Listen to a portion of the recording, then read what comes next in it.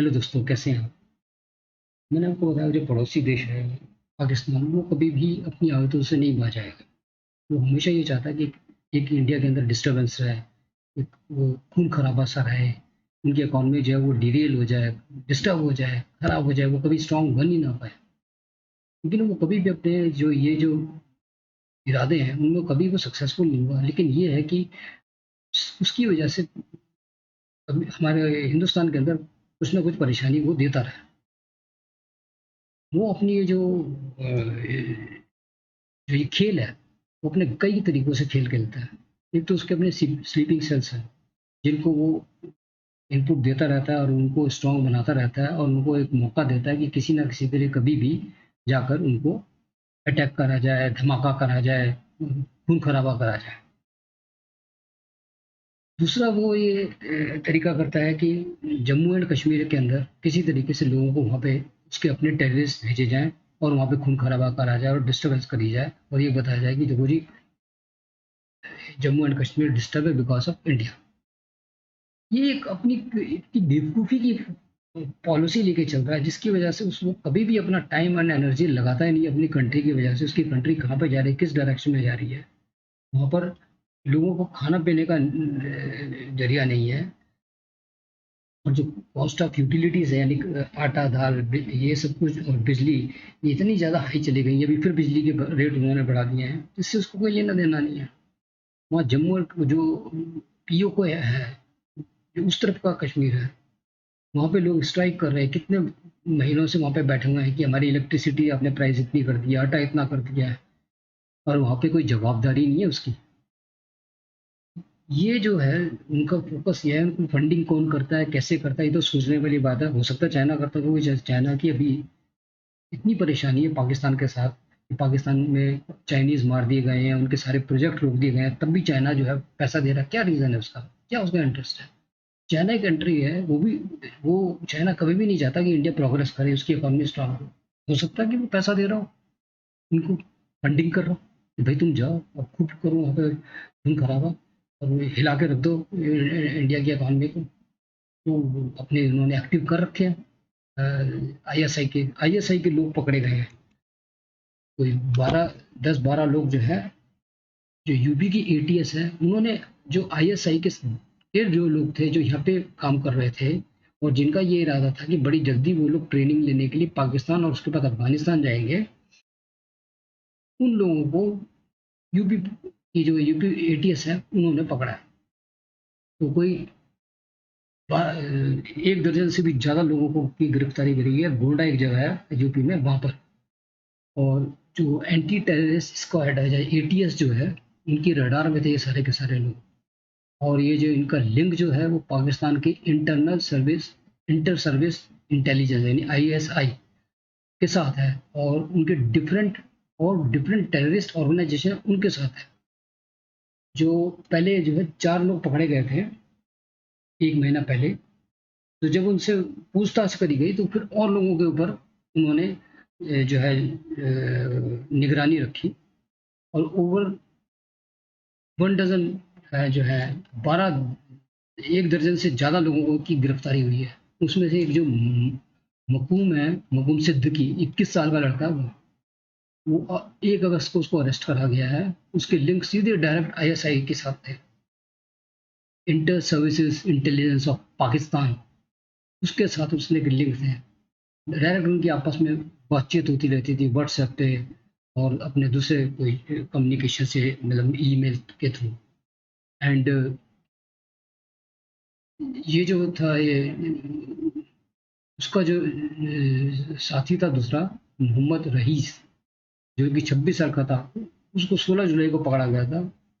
उससे जब पूछताछ करी गई थी तब ये मखनूम सिद्दीकी को पकड़ा गया। तो ये जो 12 जो लोग पकड़े गए हैं वो एक दूसरे के फ्रेंड्स हैं, एक दूसरे के दोस्त हैं, और वो सारे जो है उनका जो लिंक है वो गोंडा शहर से, जो कि यूपी के अंदर है। और उनको बुलाया गया क्वेश्चनिंग के लिए। एंड रिवील्ड बाय द जब उनकी अरेस्ट करी गई तब पता चला उनकी क्वेश्चनिंग करते वक्त कि इनकी जो लिंक है वो आईएसआई के साथ है। और जो जो सिद्दीकी है यानी एलाइस अरशद, ये जो 1 तारीख को इसको अरेस्ट करा गया था, इसके डायरेक्ट लिंक है आईएसआई के साथ। और अरशद और रईस जो हैं, ये जो है गोंडा जिला के गांव के रहने वाले हैं, and they know each other. बचपन से एक दूसरे को जानते थे ये लोग। और जो रईस है, इसका जो दूसरा फ्रेंड दोस्त है मोहम्मद सलमान, वो भी 25 साल का है, वो भी गोंडा जिले का रहने वाला है, वजीरगंज एरिया का। उसका भी इन्वॉल्व है इनके साथ, ये सब एक दूसरे के साथ कनेक्शंस में थे। एंड आईएसआई का जो नेटवर्क जो है, उसके अंदर जो आईएसआई का जो नेटवर्क है, उसके अंदर जो अरमान अली सैयद, जो कि 65 साल का है, जोगेश्वरी मुंबई का है, उसको वहां से पकड़ा गया है। वो इन लोगों को धीरे धीरे इनकी टीम को बिल्ड कर रहा था, इंक्रीज कर रहा था, इम्प्रूव कर रहा था, टीम को एक टीम बना रहा था इनकी। और ये जो सलमान और अरमान अली हैं, ये मुंबई से 28 तारीख को पकड़े गए थे। पूछताछ करने के बाद फिर ये गोंडा के लोग पकड़े गए इसके अंदर। और ये जो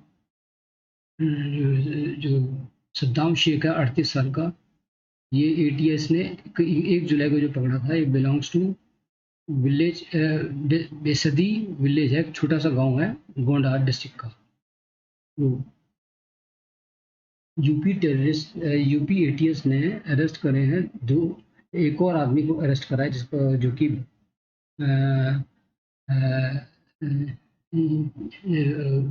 जो कि मुरादाबाद से है, यूपी से।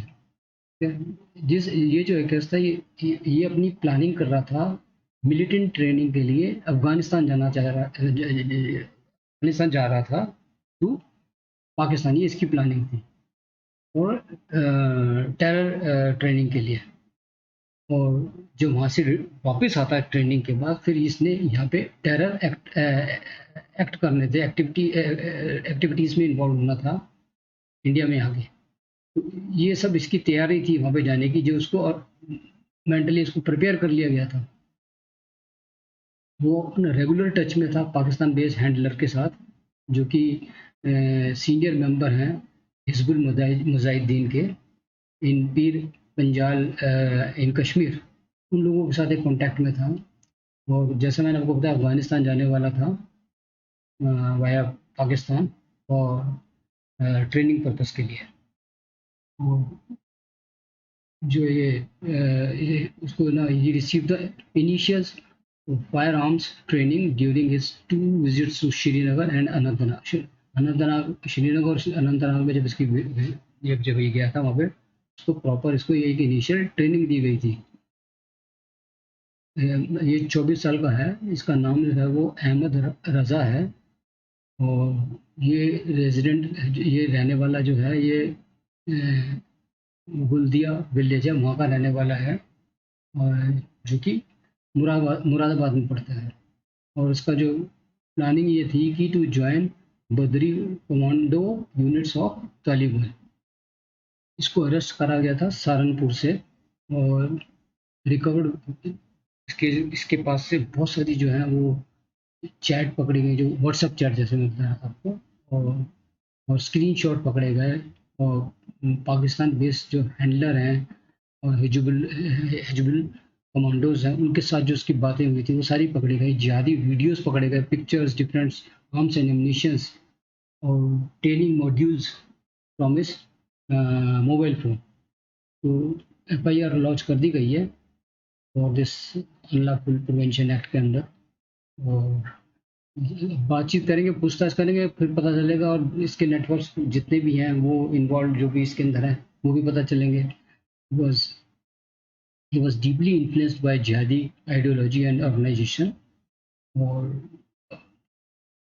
that जिहादी ऑर्गेनाइजेशन विल अप्रूव। इसका जो मकसद ये था कि किसी तरीके से इंडिया के अंदर जो है उसको डिस्टर्बेंस क्रिएट करी जाए, और इतनी ज़्यादा डिस्टर्बेंस कर दी जाए अक्रॉस द इंडिया कि ना यहाँ पे शरिया लॉ आ जाए। तो मेन एम जो उनका था, वो यहाँ पे शरिया, इंडिया के अंदर शरिया लॉ लाने का था। एंड ये मेन एम लेके उसको भेजा गया था। तो this is what ATS has been, अभी पूछताछ चल रही है उसकी, और तब पता चलेगा इनका क्या मकसद था, क्योंकि ये जो हैं, ये रेडिकलाइज्ड लोग हैं, और they are inspired by Al-Qaeda and Ansar Ghazwat ul Hind module से। तो बड़ी जल्दी इनको इनको इनके साथ जो नेटवर्क है और खुल के सामने सारी आएगी, और जो आईएसआई की जो पोल है वो खुलेगी इसके ऊपर। उधर जो पीएम साहब हैं उधर पाकिस्तान के, वो कहते हैं हम दोस्ती करेंगे। अरे दोस्ती करेंगे, आपने तो इतना बड़ा नेटवर्क बिछा रखा है हिंदुस्तान के अंदर, हिंदुस्तान को बर्बाद करने के लिए, यहाँ पे शरिया लॉ लाने के लिए। उधर आप कहते हैं कि हम हिंदुस्तान के साथ जो है वो दोस्ती करना चाहते हैं, हम उनके साथ पीसफुल टॉक करना चाहते हैं। उधर आप कश्मीर के अंदर भी कल पर 30-31 जुलाई को एक आदमी को बॉर्डर क्रॉस करा था, उसको मारा गया है। एक आदमी को पकड़ा गया, वहाँ उसके 2 आदमियों को पकड़ा गया, उनके अंदर उनसे हथियार वगैरह बरामद करे गए। तो ये तो आपके माइंडसेट है, आप ये सोचो और इंडिया को डिस्टर्ब करना चाहते हो। आप ये सोचो कि हम इंडिया के साथ दोस्ती भी करें, किसको दिखाना चाहते हो आप दोस्ती करें? तरीके से दोस्ती थोड़ी ना होती है। इंडिया जो है वो प्रोग्रेस कर रहा है, इकोनॉमी स्ट्रॉन्ग कर रहा है, वो बाहर के लोगों के साथ बात कर रहा है,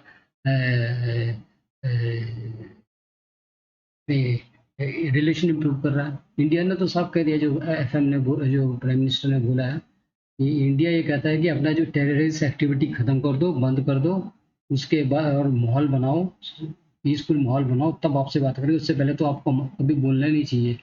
ये एक्सटर्नल अफेयर मिनिस्ट्री है, उसने बहुत, अरिंदम बागची ने बहुत क्लियरली बोल दिया है कि जब तक आपका ये टेररिज्म बंद नहीं होगा, जो एलओसी के ऊपर आपने कर रखा, क्रॉस बॉर्डर टेररिज्म का रखा, आपको ये सोचना भी नहीं चाहिए कि आप इंडिया से बात कर सकते हो। इंडिया जो है वो बहुत स्ट्रांग है, बहुत आगे की सोचता है, वो लोगों के सोचता है, दुनिया के और लोगों के बारे में सोचता है। अब देखो इंडिया ने अभी रिसेंटली एक पोर्टल खोला है, इसलिए, और इंटरनेशनल स्टूडेंट के लिए, कि वो इंटरनेशनल स्टूडेंट यहाँ पर आएँ और यहाँ पर आकर पढ़ें।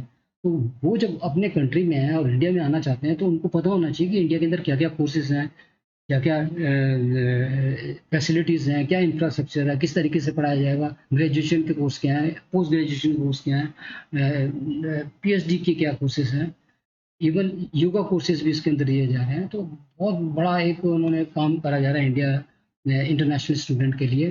They will provide integrated one stop solutions for the student, registration and visa के लिए, कि भाई वहाँ से जो भी वीज़ा लेना है, और आपको जो भी इंस्टीट्यूशन में पढ़ना है, क्योंकि सारी उस इंस्टीट्यूशंस की डिटेल्स उस पोर्टल के अंदर अवेलेबल है। जिस इंस्टीट्यूशन में जाना चाहते हैं उसकी डिटेल होगी, उसके बाद वीज़ा की फैसिलिटीज़ दी जाएगी।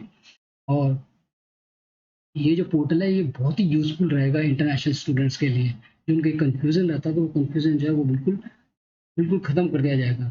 और उसके अंदर सारे लिस्ट ऑफ कोर्सेज़ होंगे कि कौन से कोर्सेज़ में जाना चाहते हो, कौन से डिसिप्लिन में आप जाना चाहते हो। एंड ये जो है इंटरनेशनल स्टूडेंट्स के लिए काफ़ी बेनिफिशियल रहेगा। और एक इसके इसके थ्रू एक कॉन्टैक्ट बनेंगे इंडियन स्टूडेंट्स के, इंटरनेशनल स्टूडेंट्स के लिए, कि वो हमारी सिविलाइजेशन को जानेंगे, हम उसकी सिविलाइजेशन को जानेंगे।